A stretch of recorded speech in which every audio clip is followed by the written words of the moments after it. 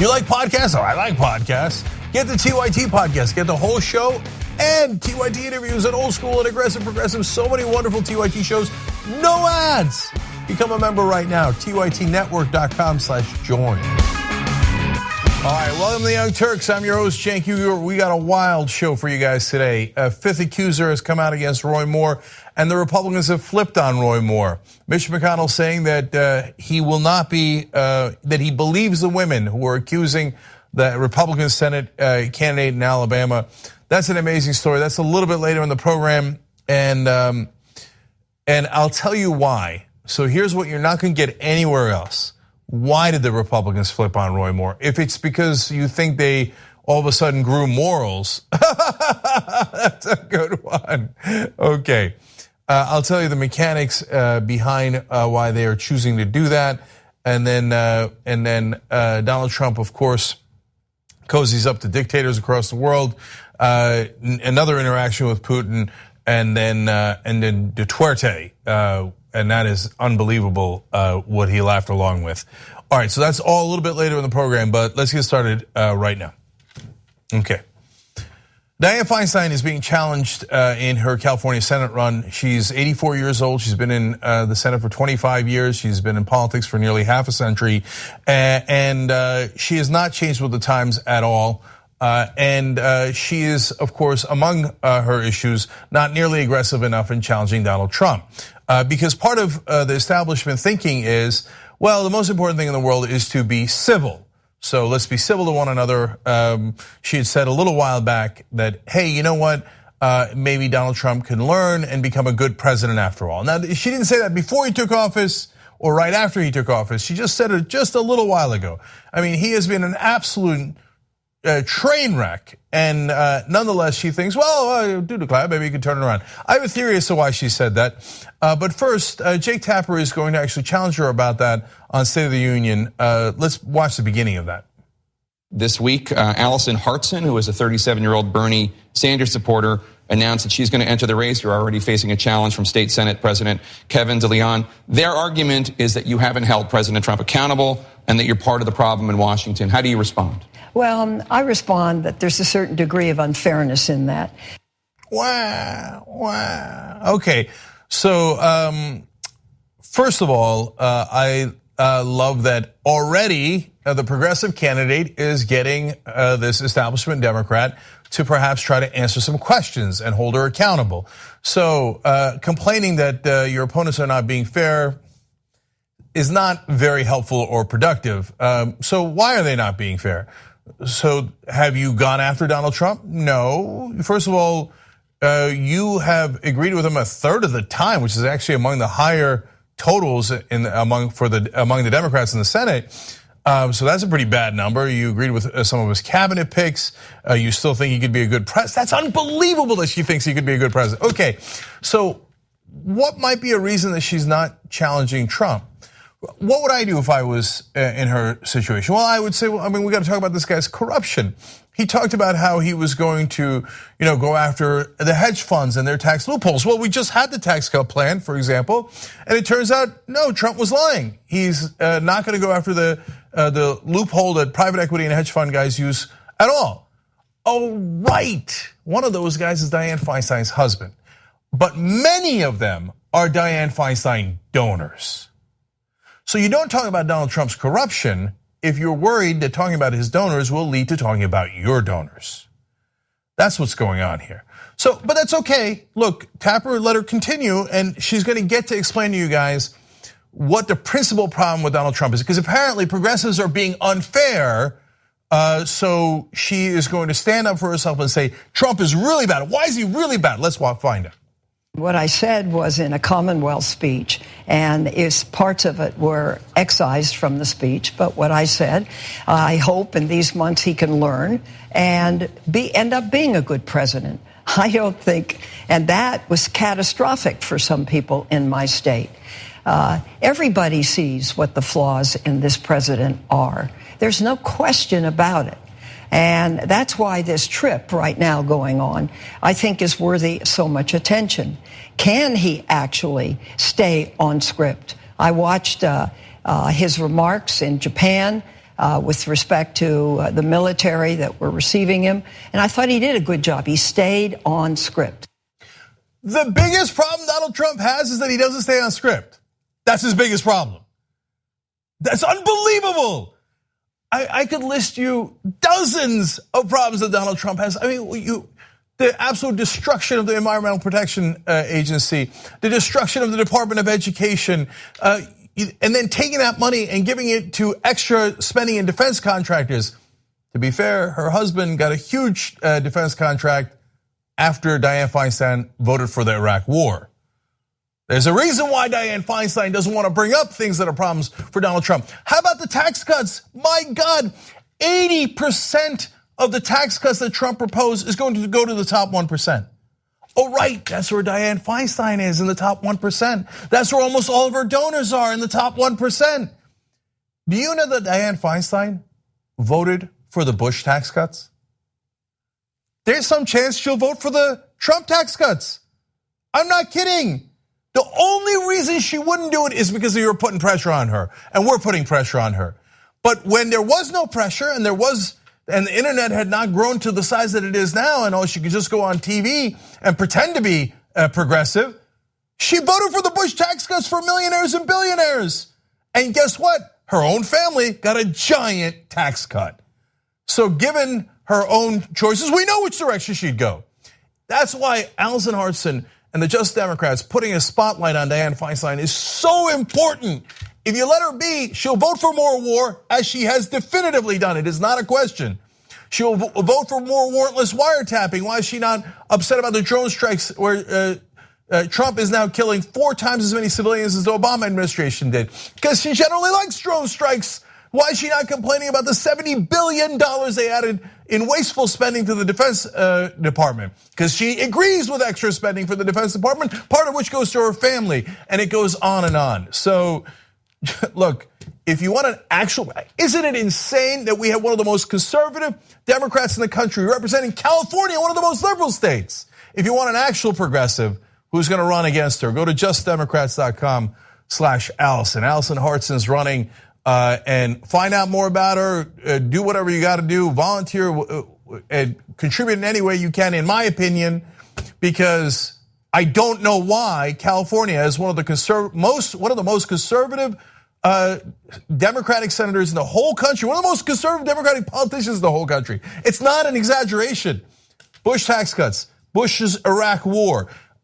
She doesn't believe in getting money out of politics. She has never fought for it. Never. Why? Because she's bathed in money. She brags about how all the money that she has and why progressives will never win against her, against Medicare for all, against college for all. She's for the death penalty. There's a chance that she might be the most single conservative senator in all the Senate. Joe Manchin's really conservative. He didn't vote for the Bush tax cuts or the Iraq war. I mean, he wasn't in the Senate. I know that. I guess he would have voted for, but I'm not positive he would have voted for the tax cuts. We don't even know if Dianne Feinstein is going to vote against Trump's monstrous tax cuts. Every time there was tax cuts for her class, the elite, the top 1%, she has voted yes. She's got to go. She's got to go. California, you must have a progressive senator.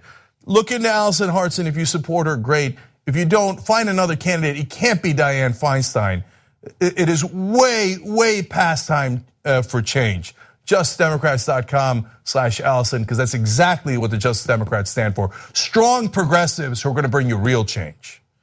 Okay, now, let me go to the heart of the problem here in America with the Democratic Party, okay?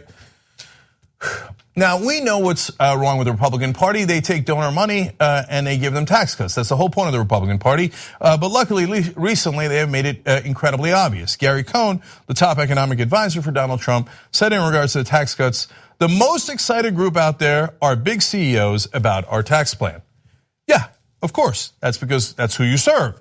They're going to get giant, enormous tax cuts for their companies, which then they're going to use to buy back stocks and to increase the bonuses that they get through their own stock options. Okay, but thank you for admitting it. We appreciate it. Representative Chris Collins, Republican of New York, has said, my donors are basically saying, get it done or don't ever call me again.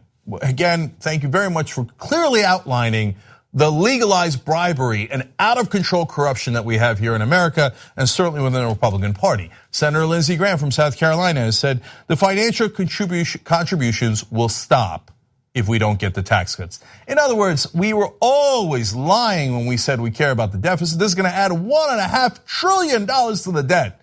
We were lying, we don't care about the debt. Oh, the middle class, no, we're gonna raise taxes on at least a third of the middle class. Not only has independent groups said that, the Republicans have acknowledged it. So no, we're increasing taxes on the rest of you to get our donors tax cuts. Unreal, right? And then finally, Stephen Law, who is working for the donors themselves, says donors would be mortified if we didn't live up to what we've committed to on tax reform. He's actually the head of the Senate Leadership Fund, which helps Mitch McConnell. But I say he works for the donors because he funnels the donor money to the Republican senators. So he is admitting they will be mortified if they don't get their tax cuts, which is why they bribe the senators and the politicians in the first place. Now, in America, we have an insane system where bribery is legal. You call it campaign contributions and independent expenditures. Now, don't worry, guys. The Democrats, of course, are the opposing party, and they are going to stand up to them. So here's Senator Chuck Schumer, the leader of the Democrats in the Senate, saying they're paymasters, if you will, the hard right, the Koch brothers. All they want to do is cut taxes. They don't care about the deficit. They don't care about the country. They don't care about the middle class. They just want their taxes reduced, and they run the Republican Party. Now, that is exactly right. I'm super glad he said that. So now we're going to go to a Democratic donor. Interesting. Stephen Klubeck, he is a CEO, and he is in that millionaire, billionaire class, but don't say that, because that'll make him very upset. Now, we know what the Republican Party is about, but let's find out what the Democratic Party is about. So here's one of their top donors explaining. Is it the right message that the Democrats are going with? It's so effing wrong. Whoa. I've talked to Schumer. I've talked to Wyden. I've talked to Pelosi. And said what? And I said, if you use the term billion again, I'm done. Why? Because it's aspirational. I didn't start with anything. Just penalize everyone that's done well. We all want to do well. And we should be the party of doing well. We should be a party of business and leadership. And it is very, very disturbing when I hear the millionaire or billionaire word. And I've told them to stop it, knock it off. Well, now we see where the donor class stands in the Democratic Party. Don't you even say the words millionaire or billionaire. Do you understand your marching orders, Chuck Schumer, that gave that fiery quote? No, don't do that. Nancy Pelosi and the others, know your role, shut your mouth. Because the millionaire and billionaire class now are so arrogant that they'll go on TV and go, what did I buy these guys for? I bought them so they shut their mouth when we talk about tax cuts. You can fight on other issues. Go ahead and distract people with other social issues, cultural issues. But when it comes to tax cuts, we will have our cuts. He says, don't penalize us. Who the hell's talking about penalizing you? We're talking about whether you should get another round of trillions of dollars in tax cuts and make the middle class pay for it. So if you thought it was just the Republican Party, you got another thought coming to you. If you set up a system where they are allowed to take unlimited money from rich people and from corporations, both sides will take unlimited money from rich people and corporations. Now, luckily not the whole Democratic Party is like that. I would say 99.9% of the Republican Party is at the national level is completely corrupt. They will do whatever their donors tell them. And right now they're bragging about it. The Democrats are closer to 80%. It's a rough estimation. If you want to say it's a little higher, I'm not going to argue with you. The problem is the system. You cannot allow for money in politics. If you allow private financing, they will serve people like Stephen Klubeck, who privately finance their elections. You have to have public financing so they serve the public interest. This is so obvious, but the reason the Democrats don't fight on it is because they have the same donors. So let's find out a little bit about Klubeck. He gave well over $2 million to the Democratic Party last year alone, including $1 million donation to Hillary Clinton's super PAC Priorities USA. Here's a little screen grab of the $1 million that he gave to Priorities USA Action. That was their super PAC that, among other things, attacked Bernie Sanders for daring to talk about the millionaire and billionaire class. The Klubecks of the world came along and said, oh, no. I'm gonna give you $1 million so you penalize him. Make him stop talking about the corruption, okay? We're in charge here. He goes on TV, and by the way, Stephanie Ruhle has done a great job on other issues. This was not among them. Ooh, oh please, get this whole, the F-bomb, and he's gonna curse again, as if he's like a regular Joe. I'm just a regular Joe, gives millions of dollars in legalized bribes to Democrats, and then tell them to do whatever I tell them to do, otherwise I'll stop giving them the bribes. Spare me the goddamn act, okay? So here's more from Klubeck. Then are you worried that the Democratic Party is going too far to the left? So much so, it drives me nuts. So much so, it would make me quit the party. And I've made it very clear, I'll cut your money off. And others will do the same. We've had enough. Okay, we need a new brand. I can tell you that if we go far left, I'm out. We need middle ground. So when you tell the Democratic leadership this, when you meet with Wyden and Pelosi and Schumer, what do they say to you? Well, so far they've given me great signals that they're willing to participate and get there. We shall see. We shall see. Okay, first of all, 2 words, good riddance. So the Democrats and their leadership and the Democratic establishment and elites, they had to kiss this guy's ass. So when he says, I'm out, you better do as you're told. They go, okay. No, we're not left. We're not progressives.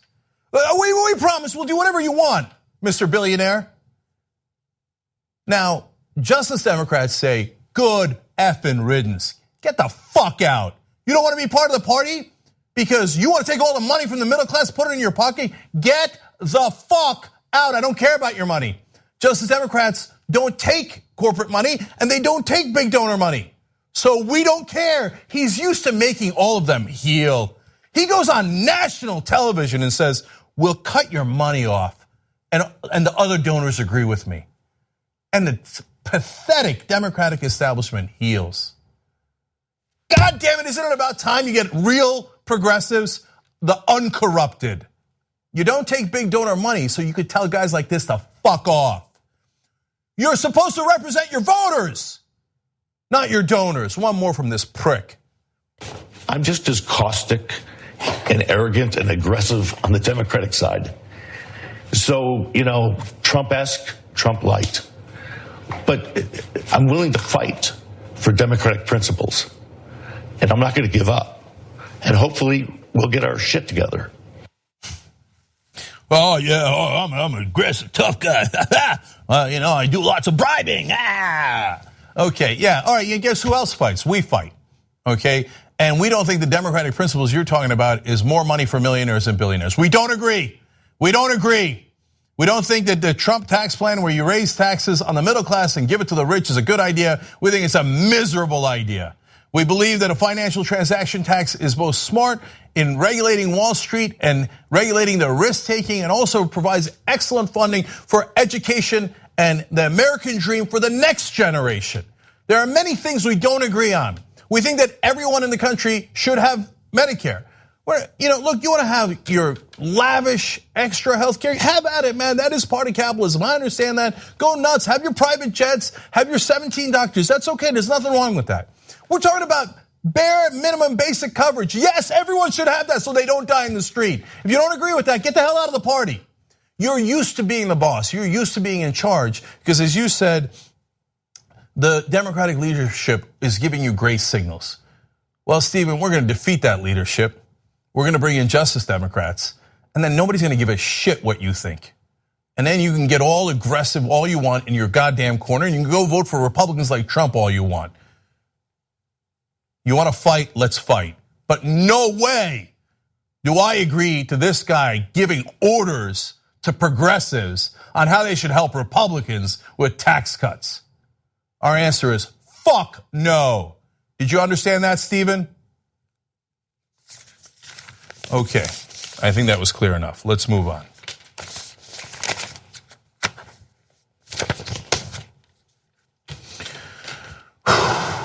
I'm on the warpath today. All right. So Donald Trump's Health and Human Services Secretary stepped down, Tom Price, for corruption. He kept using private jets on your dime. This is something that Tom Price had complained about before he had an opportunity to do it, and he did it all day, all night. That's why he just stepped down. Hypocrisy and corruption through the roof, so that's okay. Trump's going to announce a new HHS Secretary. Let's find out who it is. He says, happy to announce I am nominating Alex Azar to be the next HHS Secretary. He will be a star for better health care and lower drug prices. Really? Well, that sounds positive, right? I mean, Trump promised lower drug prices on the campaign trail. He said he would fight the drug makers and make sure that the government could negotiate with them. It hasn't happened yet. Maybe Azar is activist. Maybe he has held the drug companies accountable before, and that's why he's a good pick. It could be. I mean, remember, as HuffPost points out, in promising to combat high drug prices, Trump has been critical of drug companies, saying that they are, quote, getting away with murder and threatening, quote, some very major lawsuits against people and against companies that are hurting our people. So Trump is ready to go after those drug companies that are hurting our people, okay? They're getting away with murder. So Azar has obviously held those guys accountable. Let's find out what Azar did for a living. Azar, until January, was an executive at drug maker Eli Lilly. What? Wait, I thought he was going to hold them accountable. He worked as a president at Eli Lilly. That doesn't sound like he's holding them accountable. Okay, well, let's find out specifically what he did, because maybe he was the internal cop. You said, okay, lower the drug prices. No, it turns out he led Lilly public affairs and lobbying efforts. Oh, great, he was a lobbyist for the drug makers. What was that about the swamp? You're a Trump supporter and you thought he was going to drain the swamp? He's laughing at you. Lower the drug prices. I'm going to put in the guy who lobbied to make them higher. You idiots. Trump is as corrupt as it gets, and he puts guys like Azar in for that, despite the fact that they work for drug makers and lobbied for them, but because of that. So in 2009, under Azar, the company paid $1.415 billion to settle criminal charges regarding his promotion of Zyprexa for off-label uses. Oh, good, and borderline criminal activity. Nobody ever goes to jail if they're rich anymore. You go to jail if you stole $10 from somebody, but they steal $1.4 billion. They just pay a fine. Effective January 1st, 2012, Azar became president of Lilly USA LLC, the largest division of Eli Lilly and Company, and was responsible for the company's entire operations in the United States. Prices for drugs rose substantially when Azar led the business. The joke is on you. Trump is not going to put people that are going to lower drug prices. He has done absolutely nothing about it. Hey, they just did a whole healthcare proposal. In the proposal could have been a provision that said the United States government can now negotiate drug prices with the drug companies for Medicare. Was that in the proposal? Nope, not in the proposal. Now all of a sudden the guy who's going to lead HHS is a guy who's a lobbyist and president for the guys who increase drug prices. So what has Azar said? Well, Azar said in the past that insurers and pharmaceutical companies should work together to reduce drug prices without government intervention. So while he's president, the drug prices skyrocket at his drug company. Then as a joke, he turns around and goes, well, if the government doesn't interfere, maybe we'll voluntarily lower them. Well, you had all the opportunity in the world to voluntarily lower them when you were the president of the company. And you didn't lower them, you increased them. So you know what that makes you? A liar. And the idea that the companies, out of the goodness of their heart, will ignore the law about maximizing profit, will instead, just because they're such good people, lower drug prices. If you believe that, no wonder you voted for Trump, because you are a blithering idiot. Okay, if he becomes HHS Secretary, Azar will take over the administration of the Affordable Care Act, which he has criticized as fundamentally broken, and like most Republicans, wants to repeal. Great. As the Health and Human Services Secretary, he will get to destroy health and human services in America. This is a familiar pattern for Trump's appointments. Now, unfortunately, the law gives the HHS Secretary enormous discretion over how to administer the program. This includes, for example, rewriting the rules over exactly what qualifies as essential benefits that all insurers must cover. and approving a request by states to waive some of the law's regulations on how Medicaid works. In other words, deregulate the industry. Let's make more money. And the thing about having to cover pre-existing conditions, it's a good thing I've got a lot of latitude here. I'm not sure you have to follow that anymore. And this is how we destroy the chances of people getting covered. Universal coverage, not even remotely possible. They're going to shred whatever is left of the Affordable Care Act. Azar worked for the George W. Bush administration, went and made bank at Eli Lilly, made a ton of money lobbying for them and then running a huge portion of their business. Then he goes back into government and he will not lower drug prices. I absolutely, positively guarantee it. He will increase drug prices. He will help his former employees who gave him millions of dollars to increase drug prices more. And here's another guarantee. Once he leaves the Trump administration, guess where Azar is going to go back to? To another drug maker and make millions of dollars more and laugh all the way to the bank thinking, idiot Trump voters, you let us rob you blind. Just like Trump University, just like everything Trump has ever run. They warned you and you didn't listen. Thank you very much for letting us rob you. That's the plan, and that's what they're doing right now, right in front of your eyes. Okay, last story for you guys in this segment. Okay. Roy Moore is running for Senate in Alabama. He's been accused now from 5 different women of, way beyond sexual harassment, sexual assault in some of the cases. And 2 of the women were teenagers, 16 and 18. He says, yes, he did know them. He did date them when he was in his mid-30s. And he did kiss them and make out with them when one of them was 16 and he was 32. He says, yes, he just likes beautiful young girls. The new person who came out today said he started grabbing at her when she was 15 years old as a waitress and sexually assaulted her in his car when she was 16 and he was in his 30s. So Sean Hannity, of course, has been vigorously defending this alleged child molester. Remember, the one thing Moore denies is the 14-year-old that says that I groped her and I stripped her down to her underwear and I took off all my clothes and tried to get her to touch my crotch. No, that's the one. I mean, I love beautiful little young girls, but that's the one young girl I don't remember. Okay, but Hannity believes him. Even the Republican leadership now says they believe the women. Okay, but Hannity sticking by his man. Here, watch. And this goes back to what you said. Do people do it for money? Do they do it for political reasons? How come? Is that more common than people would think? Oh, definitely. I mean, they'll do this for they will lie to make money. And this is where you thread the needle, because there are women that are victims of predators. Yes, there are. There are. So hard. But very few, far between.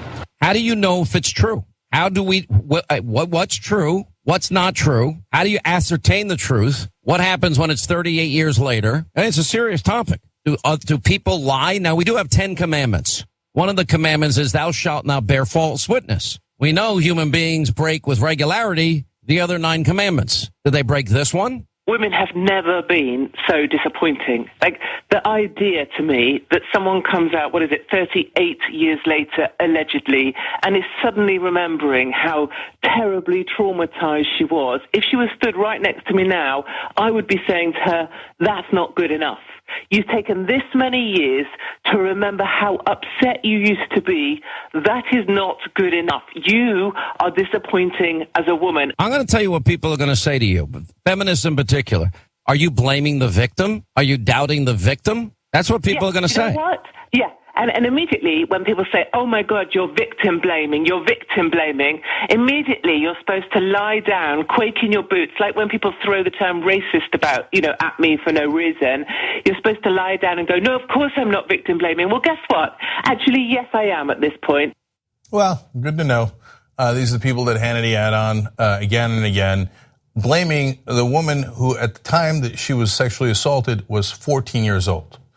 Real class acts. So a number of advertisers are understandably aggrieved that the show they're advertising on is pro-child molesters, seemingly. To be fair to Sean Hannity, he says he doesn't believe that particular charge. He believes that Roy Moore dated 16-year-olds when he was 32 and that's awesome. but not the 14-year-old. He doesn't believe that one, okay? So Realtor.com and Eloquy have dropped out, and so has Keurig, the coffee machine.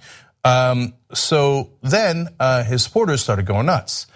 So there they are. Those are the people who cut advertising from Hannity's TV and radio program. So people started smashing the Keurig machines, and Hannity encouraged it. He says, so funny in regards to a video that was sent. Another one, he says, love it. Okay, so what does he love? Let's have a bit of fun and show you, I'll leave it at conservatives destroying coffee machines. We need to talk about a relatively new show called the Republic, or UNFTR. As a Young Turks fan, you already know that the government, the media, and corporations are constantly peddling lies that serve the interests of the rich and powerful. But now there's a podcast dedicated to unraveling those lies, debunking the conventional wisdom. In each episode of On the Republic, or UNFTR, the host delves into a different historical episode or topic that's generally misunderstood or purposely obfuscated by the so-called powers that be. Featuring in-depth research, razor-sharp commentary, and just the right amount of vulgarity, the UNFTR podcast takes a sledgehammer to what you thought you knew about some of the nation's most sacred historical cows. But don't just take my word for it. The New York Times described UNFTR as consistently compelling and educational, aiming to challenge conventional wisdom and upend the historical narratives that were taught in school. For as the great philosopher Yoda once put it, you must unlearn what you have learned. And that's true whether you're in Jedi training or you're uprooting and exposing all the propaganda and disinformation you've been fed over the course of your lifetime. So search for UNFTR in your podcast app today and get ready to get informed, angered, and entertained all at the same time.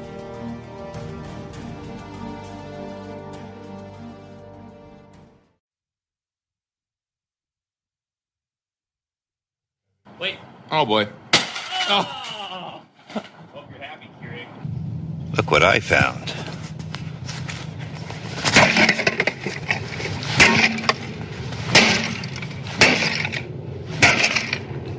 Piece of shit. Okay. Look, people destroying things is always fun. I get the appeal of it. I liked it in Office Space. Although when you get a guy with like, look at what I found, coming around with a bat, I don't know that I love that one. Okay. Hannity says, deplorable friends, I am buying 500 coffee makers tomorrow to give away. Details on radio and TV. Hint, best videos.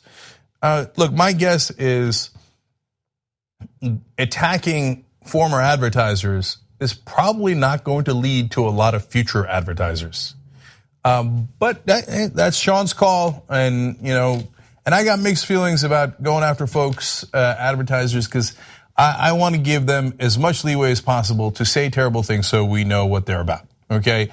And those folks, apparently, his viewers think that maybe Moore didn't do it, or maybe as some Alabama Republicans have said, state senators and representatives and other officials in Alabama, they said, oh, what's the big deal? Mary and Joseph did it. I mean, it's okay to, and literally about the 14-year-old. Ziegler, one of the guys that we quoted on Friday's show, was like, even if he did it, I don't see the problem.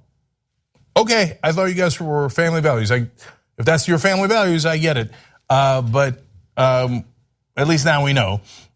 So now, let me give you a couple more tweets here. So some people are going to hashtag boycott Keurig. Aren't these the same people that boycotted Starbucks and Netflix? We all know how well that worked out, Sebastian writes. And I'm pretty sure Netflix is still in business, right? Is Netflix still doing well? They're doing okay? Yeah. Has anybody seen a Starbucks around the corner at all? Oh, right, around every corner. Around every corner, right. Okay. So I love right-wing boycotts. My favorite was they boycotted Disney. You probably didn't notice because no one did. Because they said, oh, Disney treats its gay employees the same way that it treats straight employees. Wow, I hate that. You should treat them worse. They're not the same as us because we're really good. We're superior. And absolutely no one participated in that boycott. Disney stock continued to soar. Their theme parks were not remotely affected. And they went on to take out even more ads in LGBT publications. So the right-wing boycotts never, ever work. And now cutting off your coffee maker to spite your face, my guess is not going to work for Sean Hannity. So smash all the coffee you want, and I guess this is like the right-wing reaction to anything. Me no like, me smash.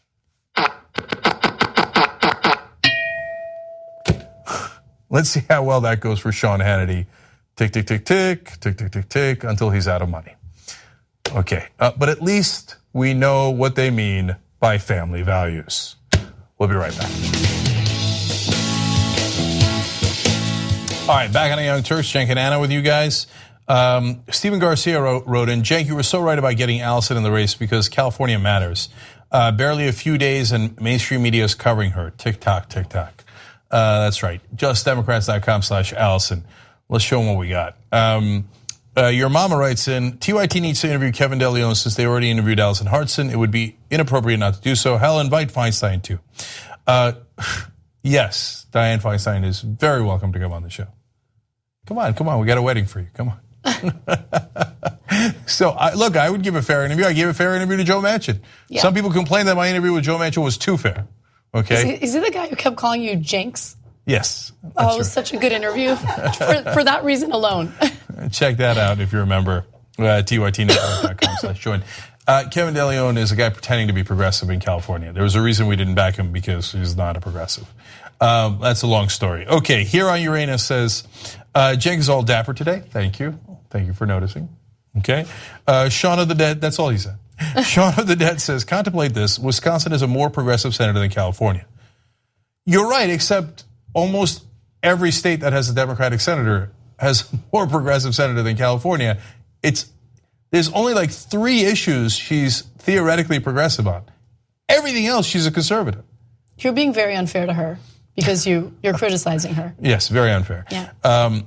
With all my facts. Santos Huante writes in, there's only one super party, the donor class. And Dances With says that clip, referring to the Klubeck clip, controlling the Democratic Party, should be on the loop 24/7 till every last voter has seen it and understands the implications. Quote, I own you and your vote. That's exactly what Klubeck was saying. And they're now so brazen and think that they're untouchable that they could just go on TV and say, yeah, I bought the Democrats, so why don't they do as I told them to do? All right, let's go forward. All right. Roy Moore, the Senate candidate in Alabama, is facing yet another allegation from a woman who claims that she had been sexually assaulted by him decades ago. Now, she said that when she was assaulted by him, she was only 16 years old and working as a waitress in Alabama at a place known as the Old Hickory House, where Roy Moore was a regular customer. Now, she identified herself in a press conference along with her lawyer, Gloria Allred. Her name is Beverly Young Nelson. And the new accuser told a news conference in New York that Mr. Moore attacked her when she was 16, and he was a prosecutor in Etowah County, Alabama. Apparently, he stayed until after closing hours, and she was waiting for her boyfriend to pick her up. She says that her boyfriend was late, and at that point, Roy Moore offered her a ride home. But instead of taking her home, she claimed that he drove to the back of the restaurant and then assaulted her. She said, I tried fighting him off while yelling at him to stop, but instead of stopping, he began squeezing my neck, attempting to force my head onto his crotch. She said Mr. Moore then warned her that no one will believe you if she told anyone about the encounter in his car. And he essentially told her, look, I'm the district attorney. You're just a teenager. No one's going to believe your story. And I just want to give the exact quote, according to her, because it's, he said, you're just a child. I'm the district attorney. If you tell anyone about this, no one will ever believe you. If she's just a child, you might not have wanted to sexually assault her in the back of a parking lot. But this is, by the way, a Trump voter. Her husband's a Trump voter. She says this has nothing to do with politics. She's a Republican from Alabama. It's like, but he did this. He did it. He had, quote unquote, flirted with her throughout. When she was 15 years old, working in that restaurant. In that restaurant, he would pull on her hair, and he would constantly say, make comments about her appearance and how pretty she was. He was in his 30s. She was 15. She said she was not interested because he was literally more than twice her age.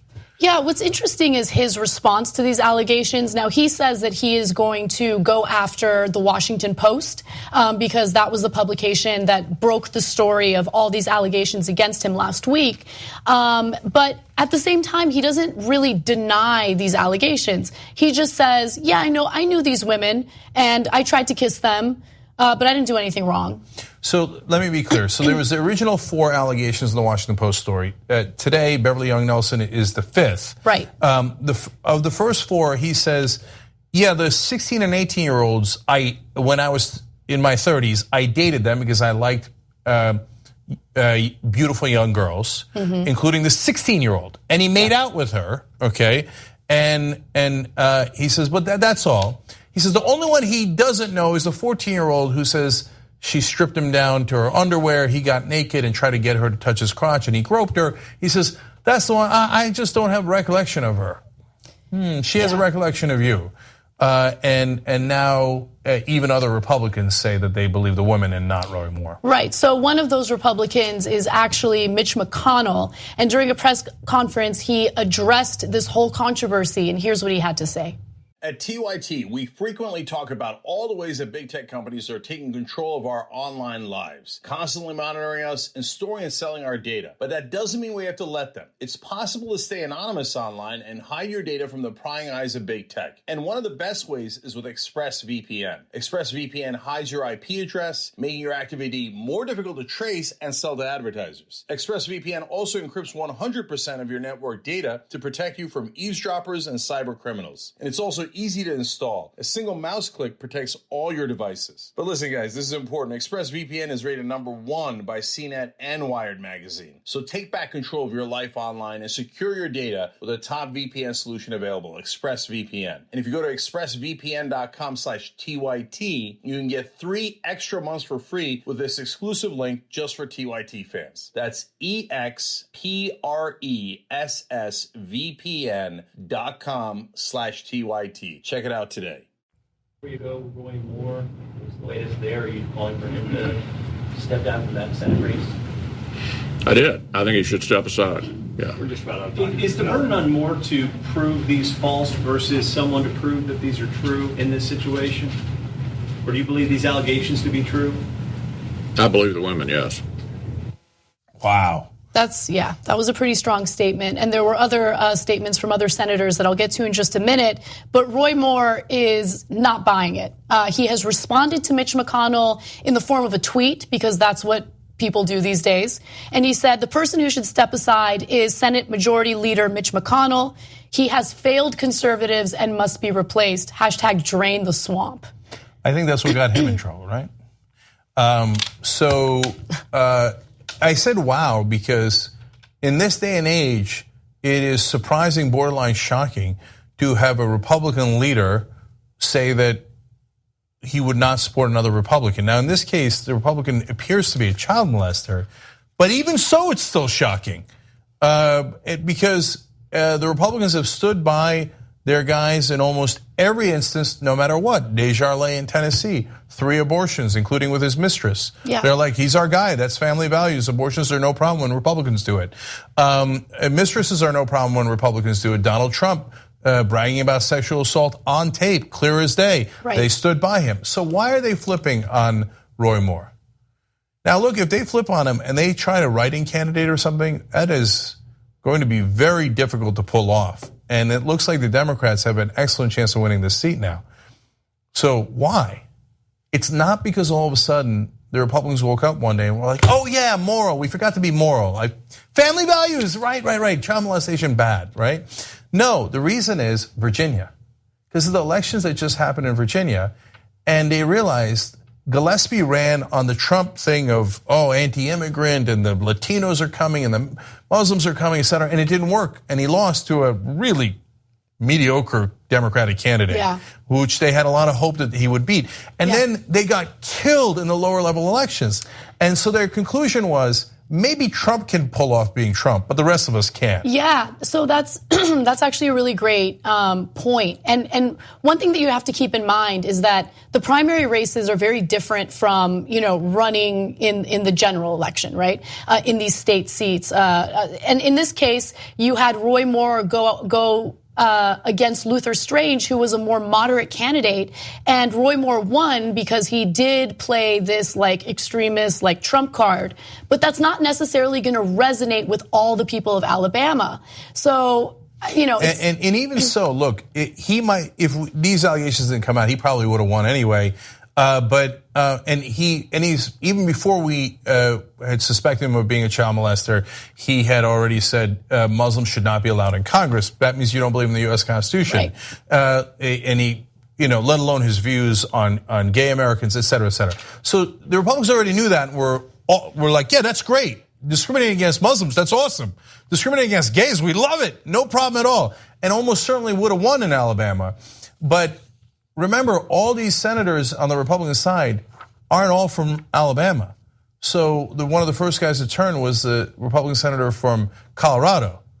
He's not going to win in Colorado if he's running on a pro-child molester ticket. But no, it's okay. I'm a Christian conservative that will imprison the women if they have abortions. That's not going to play well in Colorado. So he was like, pull the chute. I saw what happened in Virginia. It turns out Trump thing was an anomaly. I got to get out of here. Now they're looking to save their own ass. Also, I just wanted to give some credit to a gentleman on Twitter. I'm sorry your name escapes me at the moment, but I thanked you on Twitter. He made an excellent point about how the GOP launched this war against transgender rights because they were so concerned about trans individuals sexually assaulting women in bathrooms. I mean, projection 101. It's amazing. It turns out that you didn't have to worry about transgender people. You just had to worry about Republican Senate candidates. Yeah. All right. And then finally, I just wanted to give Senator Susan Collins some credit because she also called out Roy Moore. Let's go to graphic 9. She says, I have now read Mr. Moore's statement and listened to his radio interview in which he denies the charges. I did not find his denials to be convincing and believe that he should withdraw from the Senate race in Alabama.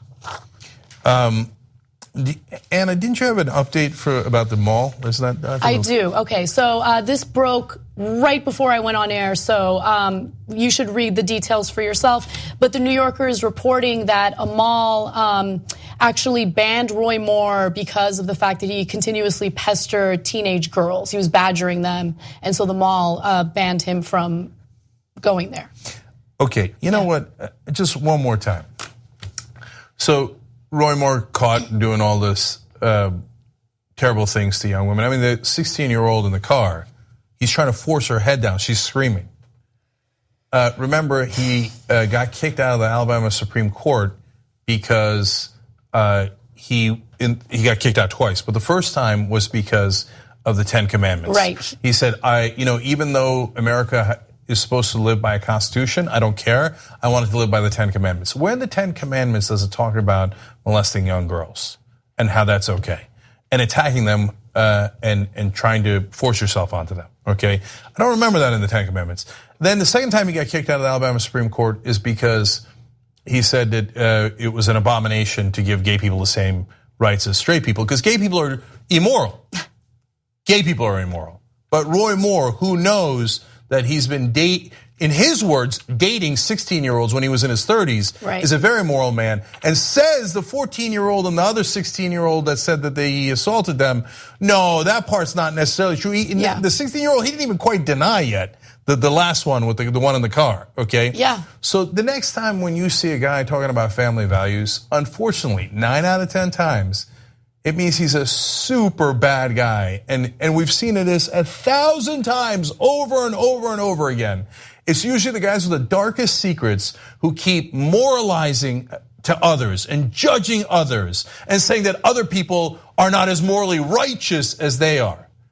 And there's a reason why they do that, because they're trying to make sure that nobody finds out what they've been up to.